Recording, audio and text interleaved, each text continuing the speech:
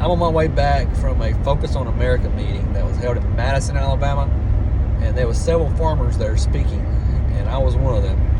And we told a little bit of what we do, the how and why, and it was really structured around the know your food, know your farmer movement, food security, shop local, eat local, that kind of thing. And it was really great.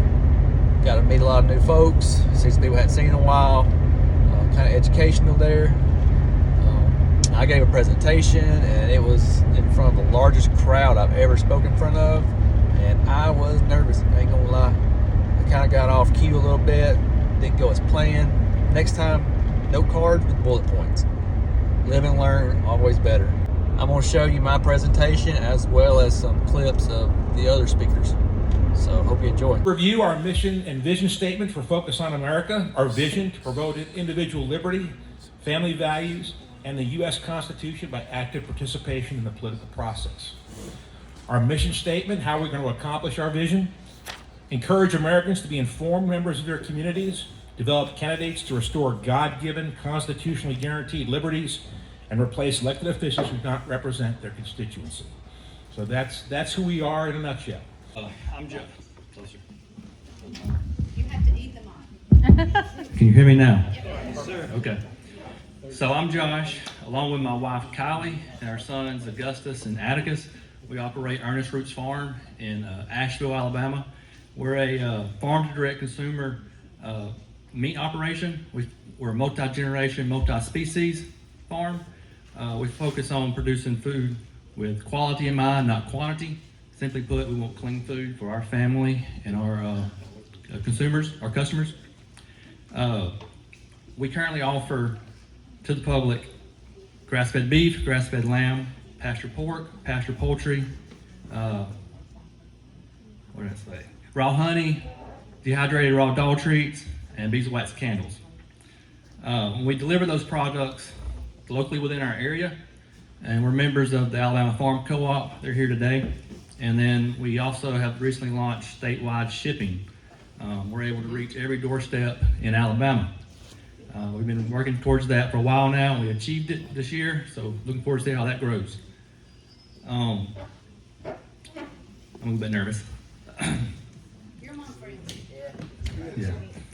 So, where was I going? Products. So we got a lot of products. We're an e-commerce website, so you can go on our website and see everything we offer, and you can come out to the farm, and welcome out to the farm. So we don't put a lot of hype on food labels. We don't trust them. They're misleading. We like to show people what we do. Transparency is our food label. So we're heavily involved in social media. Got Facebook, Instagram, and YouTube. We really like to show people what we do and how we do it. We're also learning ourselves. Been at it for 7 or 8 years now as a farm business.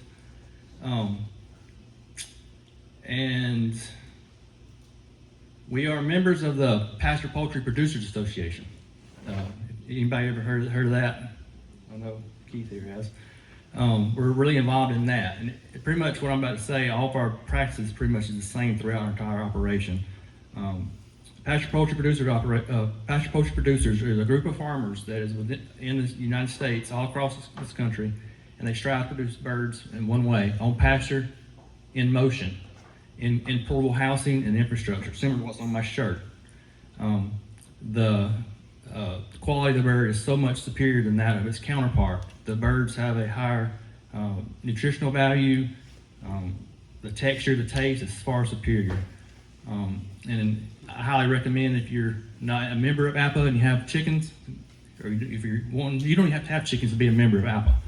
You can be 0 birds all the way up to a homesteader to 100,000 plus. I highly encourage you to get involved in APPPA simply because of who's involved in it. The people within the organization make it what it is. Everybody there, no matter what stage of the journey you're on, they want to see you improve and help you. There's no competition within the group.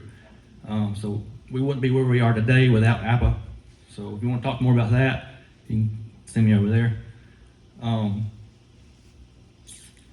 And think that's about it. Earnest Roots Farm. So, And you mentioned the shipping. What? Asheville, Alabama. Yes. Shipping? Did you Yeah. want to elaborate on that? So we ship dry products and frozen products anywhere within the state. We use biodegradable, eco-friendly packaging. Something we're kind of wanting to do with this. And we're currently only in Alabama right now because we just started like 2 months ago. So we're still learning it. But it's been a lot of time. We spent several years. Since 2020, we've been trying to achieve this goal. And we just finally launched it. So we sent a few boxes out last week. And they went to a couple places in Alabama. So looking forward to seeing how that grows. And this is not how I plan the speech to go. I'm really nervous. We started about 14 years ago when we decided to homeschool our children, and it took me down a completely different path. That path gave us eye-opening opportunities, which I engaged in. Where I come from now is that we are new. We're a new farmer. We have invested all of our retirement and our current lives into where we are today. And one thing I can tell you from that is we need support. Our farms need support. Why? Because you saw what housing prices were. We're not buying land that cost $1,000 an acre anymore. Okay? And then the flip of that side of it is I'm also new. So I'm over here fangirling off of all of these farms that I am looking up to, like Earnest Roots Farms and Swimming Buck Farms. I've been following them since we have started. So what we have come to the conclusion for is that we need to be focusing on our community farms and in general, just right here in your backyard. You can find those goods that are available for you, but they're good for you, and you're offering that support that we need. But what I wanted to focus on are the people who don't know where to start, because I have been there. And that my encouragement for those people is to kick the dirt and drop a seed, to reach out to a farmer, ask the questions, talk to them, get to know their practices, make it a community-based mindset instead of a convenient mindset, which is what most stores are offering. I am Melissa Horton with Alabama Farm Co-op. My joy to see a farm grow, but I always wondered in all of those years, what about the others? Because I bet in this room, well, goodness, there might be 100 farms represented in this room, and my thoughts were always on all of you. How do we help your products get to the customers that would want your products too? Because one farm can't feed everyone. So food security comes in the form of farms like you. And even though I have my little garden and my few chickens, and the pigs, again, were delicious, it takes all the farms to feed all the people. And so we don't believe there's one farm that can do it. It takes all of you. But I had a young farmer, I won't point him out because he's in the room, but he's right over there. He once said something, if I remember the numbers correctly, he said to me when I met him first on, that to sell a product from his farm, it takes 20% farming and 80% marketing.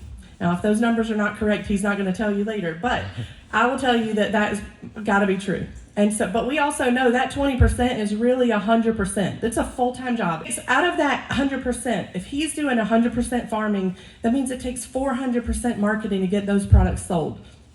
So that's where we kind of come in. So it's my joy to be out there talking about farms and telling people what the farmers are doing and telling them about how clean this farm is and how great that product is and about even their faith and their family and just what they love to do, their passions. Tell them about you, the farmer. We want to say, oh, I see you got something from, or I'm calling out, you got some chicken from Earnest Roots. Oh my goodness, have you been to their farm yet? And they say, oh no, I haven't. No, you really, at least one time you've got to go visit the farm. You need to go meet your farmer. farmer. We want you to go meet him. Go meet him and his family and his boys and see their farm and see where your food comes from, because that is so important. And you'll see over there on my table around the corner this collective mission of know your farmer, know your food. We also want to connect regionally, because that is the only way that there's real security in food. If we bring you food from Birmingham and you live in Madison and something happens, we can't get it to you. So we want to connect people in this area to farms in this area. So over time, it's going to even get smaller and smaller,